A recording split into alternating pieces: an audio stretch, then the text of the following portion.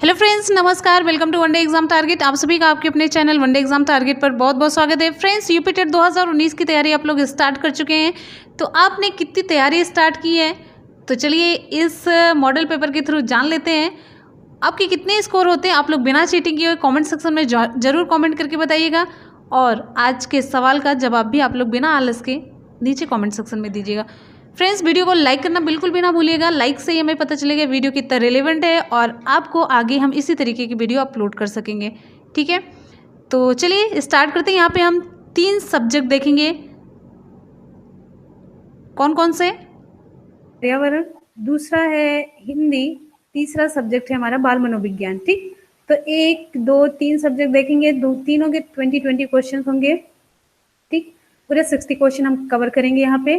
तो चलिए देखते हैं, काफी इंपॉर्टेंट क्वेश्चन है और आपकी पूरे सिलेबस के अकॉर्डिंग एक एक क्वेश्चन है, आप देखेंगे खुद ही समझ जाएंगे। तो चलिए देखते हैं पहला क्वेश्चन यहाँ पे, वह कौन सी नदी है जिसके तट पर प्रसिद्ध बद्रीनाथ का मंदिर स्थित है? कौन सी नदी है? मंदाकिनी, भागीरथी, अलकनंदा, जाह्नवी। तो सबसे पहले ये देख लेते हैं आप लोग हमें सुन पा रहे हैं कि नहीं। ओके, एक मिनट चेक कर लेते हैं। ओके, आवाज भी क्लियर है, मैंने चेक कर लिया। तो मैं ठीक हूँ, मैं बढ़िया हूँ। आप लोग बताइए, आप लोगों ने वेट किया होगा। चलिए, तो यहाँ पे हम देख लेते हैं क्वेश्चन। हाँ, वह कौन सी नदी जिसके तट पर प्रसिद्ध बद्रीनाथ का मंदिर स्थित है? तो हमारा ऑप्शन सही होता है ए, अलकनंदा। ठीक है, तो चलिए नेक्स्ट क्वेश्चन की तरफ चलते हैं। केदारनाथ किस नदी के किनारे स्थित है, ये बताइए। मंदाकिनी, बद्रीनाथ, अलकनंदा, लेकिन केदारनाथ क्वेश्चन मान लीजिए पूछा जा सकता है। केदारनाथ मंदाकिनी नदी के किनारे स्थित है। ठीक है, आगे चलते हैं। हाँ, पश्चिमी हिमालय प्रदेश के प्रमुख संसाधन है वन, धात्विक खनिज, कार्बनिक खनिज, आणविक खनिज। तो ऑप्शन देखिए, अपने प्रदेश के भी और यहाँ पूरे भारत के वन, और ये सब पूछा जाता है सिलेबस में है ना आपके, तो उससे रिलेटेड क्वेश्चन। पश्चिमी हिमालय प्रदेश के प्रमुख संसाधन, तो 2 का हमारा ऑप्शन सही होता है वन। पश्चिमी हिमालय कहाँ से कहाँ तक है? कश्मीर से कुमायूं तक, कश्मीर से कुमायूं तक फैला हुआ है, और यहाँ पे इस भाग में 70% भाग पर पूरे वन पाए जाते हैं। ठीक है, आगे चलते क्वेश्चन नंबर 3 की तरफ। भारत में सबसे पहले रेल मार्ग तैयार हुआ कब? 1852, 1853, 1855, 1861। तो तीसरे का हमारा ऑप्शन सही होता है बी, 1853। अच्छा, ये बताइए आप लोग, चलिए हम बताते हैं। जो पहली रेलगाड़ी चली थी कब?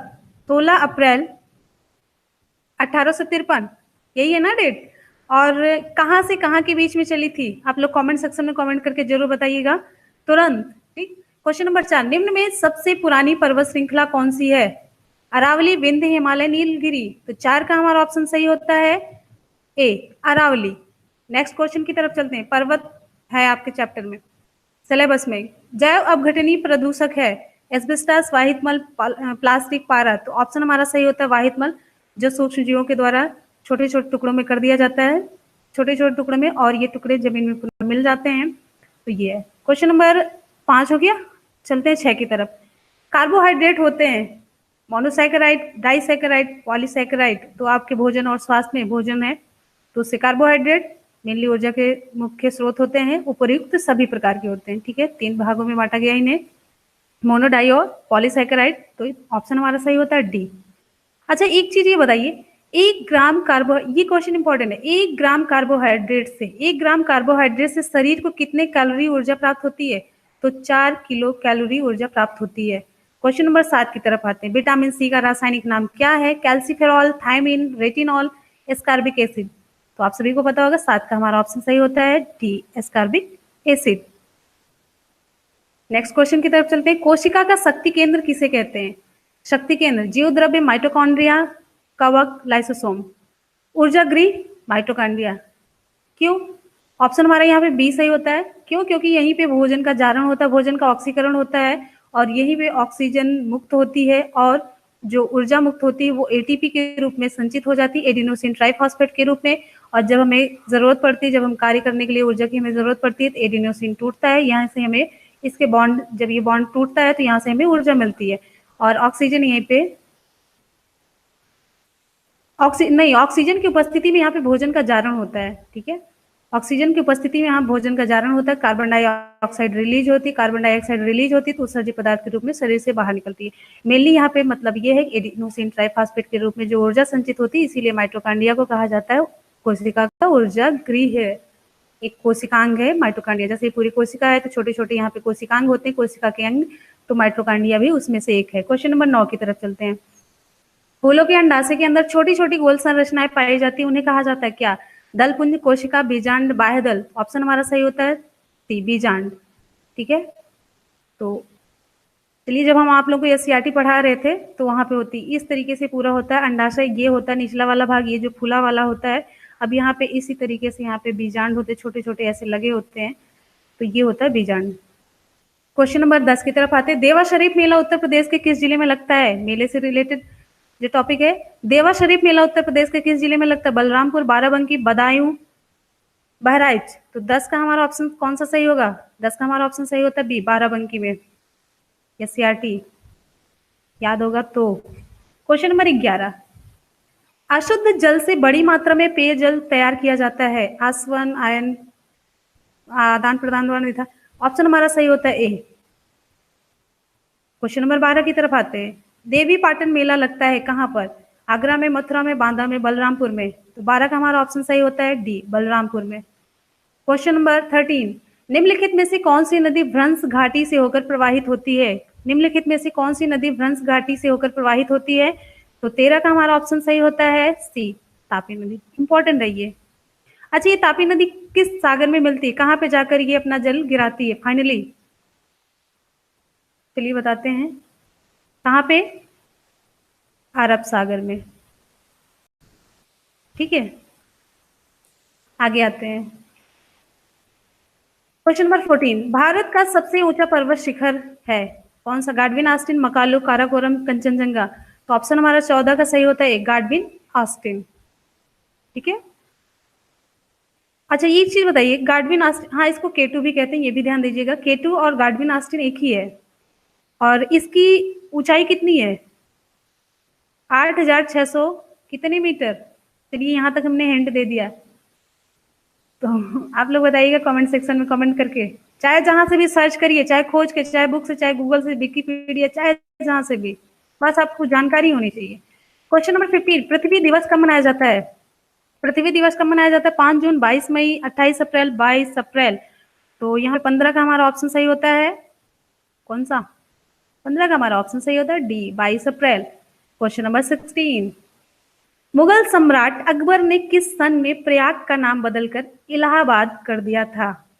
तो ऑप्शन 1575, 1578, 1474 और 1478। तो ऑप्शन हमारा सही होता है ए, 1575 में। 16 का ऑप्शन सही होता है ए। देखिए अभी ये चर्चा में है, पूरे न्यूज में है, तो इसलिए इंपॉर्टेंट क्वेश्चन बन जाता है।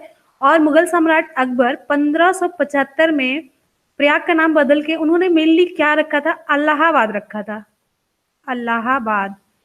फिर ये यूज होते होते इलाहाबाद हो गया, और अभी वर्तमान में योगी सरकार ने इसका नाम बदल के क्या रख दिया है? प्रयागराज। तो अब इलाहाबाद नहीं, प्रयागराज यूज करना है, तो प्रयागराज हो गया। ठीक है, तो चलिए क्वेश्चन नंबर 17 की तरफ चलते हैं। स्वतंत्र भारत की प्रथम बहुउद्देशीय नदी घाटी परियोजना निम्न में से कौन सी है?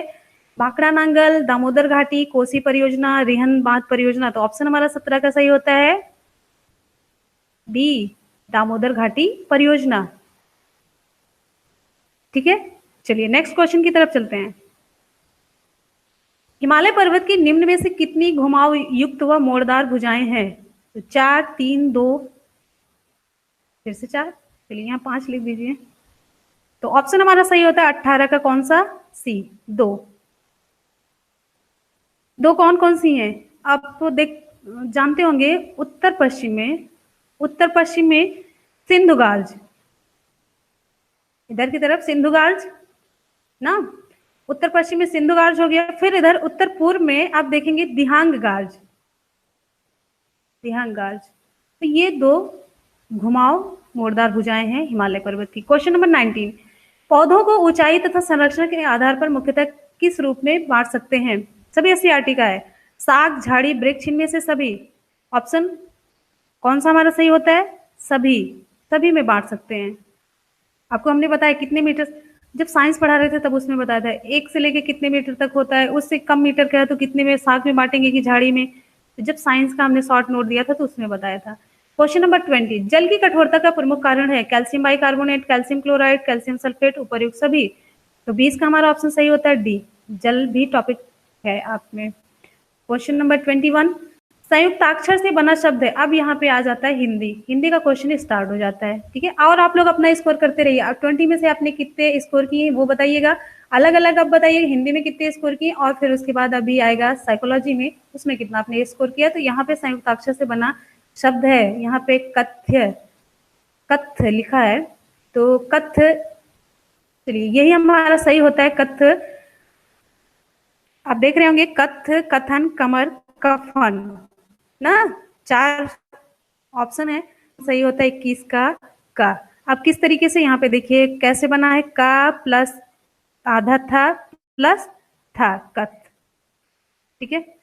नेक्स्ट चलते हैं क्वेश्चन नंबर 22, निम्न में कंठ ध्वनियां हैं, कंठ या ध्वनियां कौन कौन सी हैं, य र ग घ ज झ ट ठ। तो ऑप्शन हमारा 22 का सही होता है। आप लोग हमें देख पा रहे हैं ना?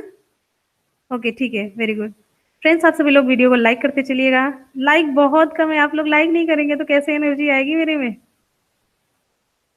ये पावर बूस्टर की तरह काम करता है आप लोगों का लाइक, आप लोगों को पता नहीं होगा, बता देते हैं। चलिए आप तो बता दिया, आप लोग लाइक वाइक कर दीजिए ना। तो यहाँ पे आते हैं क्वेश्चन नंबर 22 की तरफ। तो हाँ 22 पे आते हैं, निम्न में कंठ ध्वनियां कौन सी हैं। तो 22 का हमारा ऑप्शन सही होता है ए बी, ग और घ। ग और घ कंठ ध्वनियां हैं। अच्छा य और र कौन सी हैं, अंतस्थ हैं, अंतस्थ ध्वनियां हैं, अंतस्थ ऐसे लिख लीजिएगा। फिर उसके बाद ज और झ कौन सी ध्वनियां हैं, तालव्य हैं ना, तालव्य ध्वनियां हैं। और ट और ठ कौन सी ध्वनियां हैं, मूर्धन्य ना। नेक्स्ट चलते हैं क्वेश्चन नंबर 23 की तरफ। अंत का विलोम शब्द है, अंत का विलोम शब्द यहाँ निम्न में से खोजना है, शांत, नत, अनंत, स्वतंत्र। तो ऑप्शन हमारा सही होता है सी, अनंत, जिसका कोई अंत ना हो। और आदि भी होता है, या विकल्प में अनंत है तो हमें अनंत चूज करना है। 23 हो गया, ठीक है। आगे चलते 24, निम्न में से कौन सा संबंधवाचक सर्वनाम है। क्वेश्चन नंबर 24, निम्न में से कौन सा संबंधवाचक सर्वनाम है। 24 का हमारा ऑप्शन सही होता है वह काम न करे जो अच्छा ना हो, बी ऑप्शन हमारा सही होता है, ठीक है। और यहाँ पे ए, यह कोई नया मामला नहीं है, तुम क्या पढ़ रहे हो, ये दोनों कौन से सर्वनाम है। यहाँ पे ये देखिए पहला ये वाला तो है अनिश्चय, चलिए ये अनिश्चयवाचक सर्वनाम है। तुम क्या पढ़ रहे हो ये है प्रश्नवाचक ना, सी और डी दोनों प्रश्नवाचक हैं, सी और डी दोनों प्रश्नवाचक सर्वनाम है, और ये है अनिश्चयवाचक सर्वनाम। नेक्स्ट चलते हैं क्वेश्चन नंबर 25, विद्वान में उपयुक्त संज्ञा कौन सी, विद्वान में कौन सी संज्ञा, जातिवाचक, भाववाचक, व्यक्तिवाचक, द्रव्यवाचक। तो 25 का हमारा ऑप्शन सही होता है ए, जातिवाचक संज्ञा है विद्वान में। नेक्स्ट चलते हैं क्वेश्चन नंबर 26, अपशकुन में कौन सा उपसर्ग है, अपशकुन में कौन सा उपसर्ग प्रयुक्त हुआ है। 26 का हमारा ऑप्शन सही होता है, 26 का हमारा ऑप्शन कौन सा सही होगा, ओके 26 का हमारा ऑप्शन सही होता है पेन, हाँ ठीक है ए, अप। क्वेश्चन नंबर 27, थकावट शब्द में प्रयुक्त प्रत्यय है, थकावट में क्या प्रयोग हुआ है, कौन सा प्रत्यय। तो 27 का हमारा ऑप्शन सही होता है सी, आवट। नेक्स्ट क्वेश्चन की तरफ चलते हैं 28, निम्न में से तत्सम शब्द है, तत्सम शब्द कौन सा है, अश्रु, आंत, आग, अर्पण। तो 28 का हमारा ऑप्शन सही होता है ए, अश्रु। अश्रु का तत्भव क्या होगा, आंसू ना। और आंत का क्या होगा, तत्सम, आंत्र। और आग का अग्नि, और अर्पण का हो जाएगा अर्पण। नेक्स्ट चलते हैं क्वेश्चन नंबर 29, अजर, अजिर का अर्थ क्रमशः है वृद्धेश्वर, वृद्ध अंगना, ब्रह्म विष्णु, पुराना नया। तो ऑप्शन हमारा 29 का सही होता है बी, वृद्ध और अंगना। क्वेश्चन नंबर 30, निम्नलिखित में से कौन सा शब्द आब का अर्थ व्यक्त नहीं करता है? क्वेश्चन नंबर 30, तो ऑप्शन हमारा 30 का सही होता है डी, आदेश। क्लियर? आगे चलते हैं 31 की तरफ। आयुष्मान का स्त्रीलिंग है, कल हमने क्वेश्चन पूछा था, आप लोगों को रिप्लाई भी मिल जाएगा यहाँ पे। 31 का हमारा ऑप्शन सही होता है बी, आयुष्मती। नेक्स्ट, सीता गीत गाती है वाक्य है सकर्मक, अकर्मक, समापिका, इनमें से कोई नहीं। तो ऑप्शन हमारा 32 का कौन सा सही होगा? तो 32 का हमारा ऑप्शन सही होता है ए, सकर्मक क्रिया है, क्योंकि क्रिया का फल कर्म पर पड़ रहा है। क्वेश्चन नंबर 33, निम्नलिखित में से कौन सा विशेषण शब्द है? आसन, आश्रय, आसमानी, उत्कर्ष। तो 33 का हमारा ऑप्शन सही होता है सी, आसमानी। बहुत ही क्लियर है विशेषण। नेक्स्ट चलते हैं 34 की तरफ।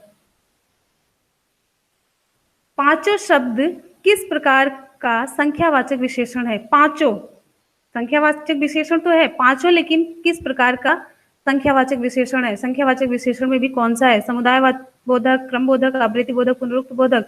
तो यहाँ से समुदाय का पता चल रहा है, समुदाय बोधक होगा, क्योंकि ये पूरा समुदाय का बोध करा रहा है पांचों, तो ये समुदाय बोधक हुआ। 34 का हमारा ऑप्शन सही होता है ए।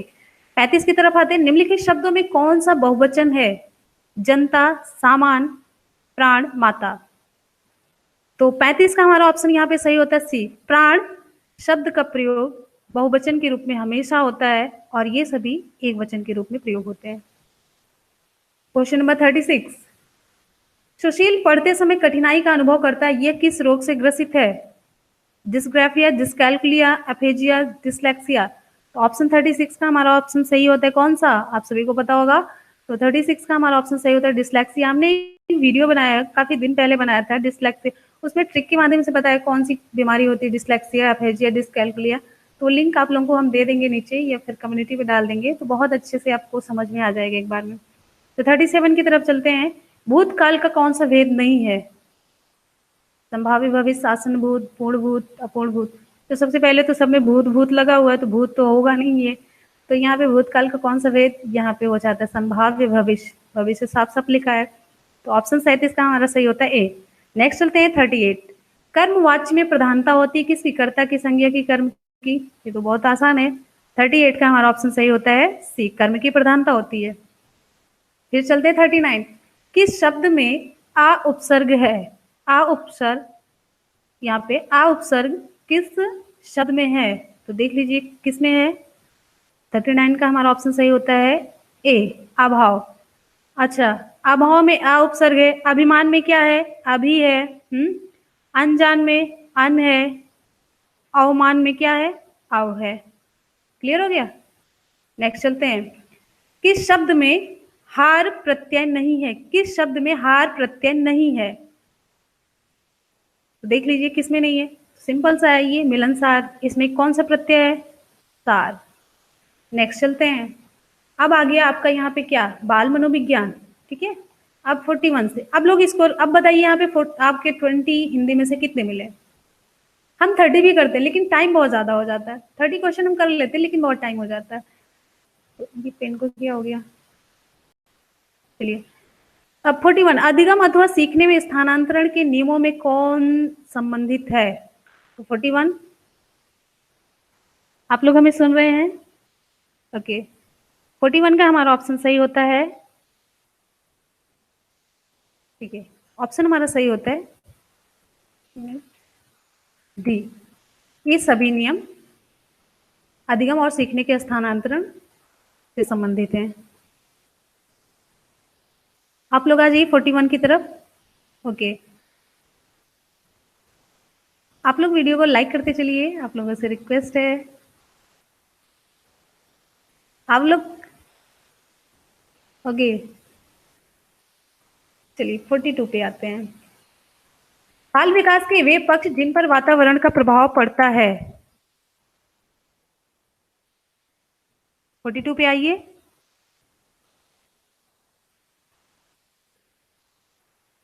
तो चलिए 42 का हमारा ऑप्शन कौन सा सही होगा? डी, सभी का प्रभाव पड़ता है। मानसिक विकास पर प्रभाव, आंतरिक शारीरिक अंतर पर, व्यक्तित्व विकास पर, सभी पर। ऑप्शन हमारा सही होता है 42 का डी। 43 पे आते हैं। एसटीएम, एसटीएम का पूरा नाम है स्थायी स्मृति, सक्रिय स्मृति, रटंत स्मृति, अल्पकालिक स्मृति। तो 43 का हमारा ऑप्शन कौन सा सही होगा? 43 का हमारा ऑप्शन सही होता है डी, अल्पकालिक स्मृति। ठीक है, शॉर्ट टर्म मेमोरी। ठीक है, शॉर्ट टर्म मेमोरी ये मेनली 13 से लेकर 17 वर्ष के मध्य इस प्रकार की स्मृति का विकास होता है। शॉर्ट टर्म मेमोरी का 13 से लेकर 17 वर्ष के बीच में। क्वेश्चन नंबर 44, मानसिक स्वास्थ्य और किस में घनिष्ठ संबंध होता है? दिए गए विकल्प में से खाली स्थान भरना जो परफेक्ट वर्ड हो एकदम से। अभिवृत्ति, स्वीकार्यता, समायोजन, विस्मरण। तो 44 का हमारा ऑप्शन कौन सा सही होता है? सी, समायोजन। मानसिक स्वास्थ्य और समायोजन में घनिष्ठ संबंध होता है। जो व्यक्ति अच्छे से कहीं पे समायोजित हो जाता है, कहीं किसी भी चीज में समायोजन कर लेता है, तो वो माना जाता है कि वो स्वस्थ है, मानसिक रूप से स्ट्रांग है। ठीक है, तो यहाँ पे ऑप्शन हमारा सही होगा 44 का सी। नेक्स्ट चलते हैं 45 की तरफ। विनय साइमन परीक्षण द्वारा मापन किया जाता है सामान्य बुद्धि का, अभिक्षमता का, अभिवृद्धि का, विशिष्ट बुद्धि का। तो 45 का हमारा ऑप्शन सही होता है, 45 का हमारा ऑप्शन सही होता है डी, विशिष्ट बुद्धि का। विशिष्ट बुद्धि या व्यक्तिगत बुद्धि परीक्षण का मापन किया जाता है किसी? विनय साइमन परीक्षण के द्वारा। और ये विनय साइमन परीक्षण का विकास कब किया गया था, किस सन में किया गया था? आप लोग कमेंट सेक्शन में कमेंट करके तुरंत बताइएगा। आप सभी को पता है, कई बार हमने बता दिया, इसलिए हम ये पूछ रहे हैं। चलिए आपको समय बता देते, 1901, 1902 विकल्प दे देते, 1903 और 1905। तो कौन सा सन होगा? आप लोग कमेंट सेक्शन में कमेंट करके जरूर बताइएगा। क्वेश्चन नंबर 46, संवेग व्यक्ति के गति में अथवा आवेश में आने की स्थिति है का संबंध निम्नलिखित में से किससे है? वुडवर्थ, पीटी यंग, आइजिंग, उपरोक्त में से कोई नहीं। किसका कथन ये है? 46 का हमारा ऑप्शन सही होता है ये, वुडवर्थ का है। 47 पे चलते हैं। अच्छे प्रश्न में निम्नलिखित में से क्या शामिल होना चाहिए? अच्छे प्रश्न में निम्नलिखित में से क्या शामिल होना चाहिए? ऑप्शन आप सभी के सामने है। 47 का हमारा ऑप्शन सही होता है डी, उपर्युक्त सभी का समावेश होना चाहिए, उद्देश्य पर आधारित होना चाहिए, विषय वस्तु से संबंधित प्रश्न होने चाहिए, कठिनाई स्तर का भी ध्यान रखा जाना चाहिए। हमेशा टफ क्वेश्चन नहीं होने चाहिए, नहीं तो यहाँ पे 60 में से हम पूरे ऐसे क्वेश्चन लाते, 60 में से 60 भी आप लोग ना हल कर पाते, तो ये सही थोड़ी ना होता प्रश्न। आप लोगों को बिल्कुल भी अच्छा नहीं लगता, फिर आप लोग कहते कि ऐसे प्रश्न बनते हैं क्या? तो 48 की तरफ आते हैं। सामूहिक प्रतिनिधित्व का सिद्धांत निम्नलिखित में से किससे संबंधित है? दुर्खीम, पियाजे, यंग, उपर्युक्त में से कोई नहीं। तो 48 का हमारा ऑप्शन सही होता है ए, दुर्खीम का। इनका ये कहना है कि प्रत्येक समाज में अपनी विचारधारा, मूल्य, भाव, विश्वास, आदर्श, संस्कार और मान्यताएं होती हैं और जिसे समाज के व्यक्तियों द्वारा स्वीकृति मिली हुई होती है। तो दुर्खीम का ये सिद्धांत है और ये सिद्धांत, ये इनकी बात है और ये बात संबंधित है किससे? सामूहिक प्रतिनिधित्व के सिद्धांत से। 49 की तरफ चलते। किस मनोवैज्ञानिक ने बाल्यावस्था को मिथ्या परिपक्वता का काल कहा है? इंपॉर्टेंट क्वेश्चन है। मिथ्या, स्यूडो मैच्योरिटी। तो ये कथन है किसका? ये किसने कहा है? दुर्खीम, रॉस, पियाजे, इनमें से कोई नहीं। तो ऑप्शन हमारा सही होता है 49 का बी, रॉस ने कहा है। क्वेश्चन नंबर 50, सतत विस्तृत मूल्यांकन का उद्देश्य नहीं है। सतत विस्तृत मूल्यांकन का उद्देश्य नहीं है। 50 का हमारा ऑप्शन सही होता है, वेरी गुड, 50 का हमारा ऑप्शन सही होता है सी, दो बच्चों के बीच तुलना को प्रोत्साहन देना। फ्रेंड्स आप सभी लोग वीडियो को लाइक करते चलिएगा, आपसे रिक्वेस्ट है। और चलिए 50 का हमारा ऑप्शन सही होता है सी। क्वेश्चन नंबर 51, निम्न में से कौन कथन बुद्धि के बारे में सत्य नहीं है? तो यहाँ पे देखिए, आराम से देख लीजिए, चारों विकल्प आप लोगों को स्क्रीन पे दिख रहे हैं। तो चारों में से हमारा ऑप्शन कौन सा सही होता है? डी, यह स्थायी और अपरिवर्तनशील विशेषता है, ये कथन हमारा सत्य नहीं है। क्वेश्चन नंबर 52 की तरफ चलते हैं। अभिवृत्ति संप्रत्यय है कैसा? ज्ञान परक, संज्ञान परक, क्रिया परक, संवेगात्मक, उपरोक्त सभी। तो 52 का हमारा ऑप्शन सही होता है डी, उपरोक्त सभी।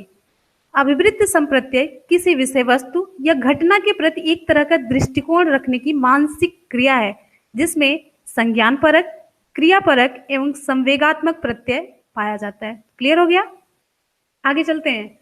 क्वेश्चन नंबर 53, मानसिक रूप से पिछड़े बालकों के लिए यहाँ पे निम्न लिख लीजिए। निम्न में से कौन सी व्यूह रचना कार्य करेगी? तो ए, बी, सी, डी में से कौन सा हमारा ऑप्शन सही होगा? 53 ऑप्शन हमारा सही होता है ए, कार्यों को मूर्त रूप से समझाना। 54 पे आते हैं। सृजनशीलता के पोषण के लिए एक अध्यापक को निम्न में से किस विधि की सहायता लेनी चाहिए? ब्रेनस्टॉर्मिंग, विचारावेश या व्याख्यान विधि, दृश्य, श्रव्य सामग्री, इनमें से सभी? तो 54 का हमारा ऑप्शन सही होता है ए, ब्रेनस्टॉर्मिंग या विचारावेश। 54 का हमारा ऑप्शन सही होता है ए। नेक्स्ट आते हैं 55 की तरफ। शिक्षा का अधिकार अधिनियम 2009 में से एक अध्यापक के लिए न्यूनतम कार्य घंटे प्रति सप्ताह निर्धारित किए गए हैं। कितने? 55 का हमारा ऑप्शन कौन सा सही होगा? पी, 45 घंटे।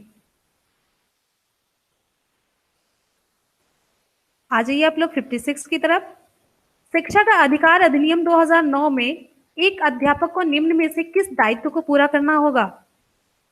विद्यालय में नियमित रूप से समय पर उपस्थित होना होगा, पाठ्यक्रम का संचालन कर पूरा करना होगा, संपूर्ण पाठ्यक्रम को निर्धारित समय पर पूरा करना होगा। तो 56 का हमारा ऑप्शन सही होगा डी, सभी काम करने होंगे। नेक्स्ट आते हैं 57 की तरफ। निम्नलिखित में से कौन सी इकाई का उपयोग सुनने की क्षमता की जांच हेतु किया जाता है? सेंटीमीटर, डेसिबल, डेसीपाइन, डेसीबिंदु। तो 57 का हमारा ऑप्शन सही होता है डेसिबल। जहां पे समझाना होगा आप लोगों को हम समझाते चलेंगे। किस प्रकार के बच्चों की शिक्षा हेतु सांकेतिक भाषा का प्रयोग किया जाता है? दृष्टि दोष युक्त बच्चे, मूक बधिर, मंद बुद्धि, इनमें से कोई नहीं। तो 58 का हमारा ऑप्शन सही होता है बी, मूक बधिर के लिए। क्लियर? कोई दिक्कत नहीं है। नेक्स्ट आते हैं 59। निम्नलिखित में से कौन सा वाद बच्चों को अपना ज्ञान स्वयं निर्माण करने का अवसर प्रदान करता है? व्यवहारवाद, संज्ञानवाद, रचनावाद, ज्ञानवाद। तो 59 का हमारा ऑप्शन सही होता है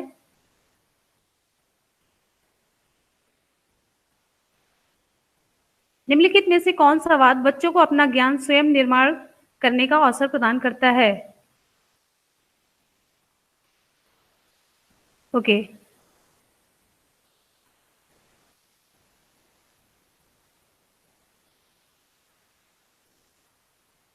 फिफ्टी 59 का हमारा ऑप्शन सही होता है सी, रचनावाद।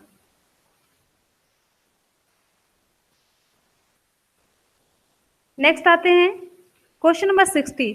आर्थिक स्तर का प्रभाव निम्नलिखित में से किस पर नहीं पड़ता है? आत्मसम्मान पर, सीखने की क्षमता पर, उच्च संस्थान में प्रवेश पर, जीवन यापन पर।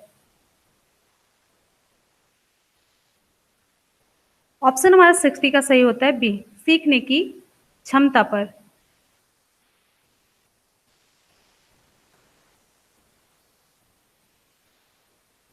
नेक्स्ट आते हैं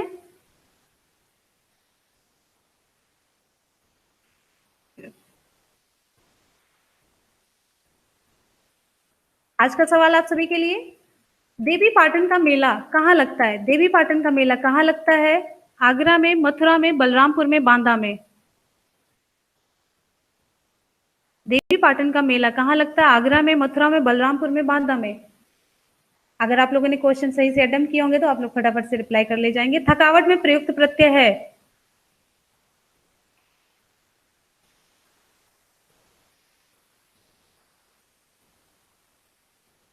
क्वेश्चन नंबर 3। किस मनोवैज्ञानिक ने बाल्यावस्था को मिथ्या परिपक्वता का काल कहा है?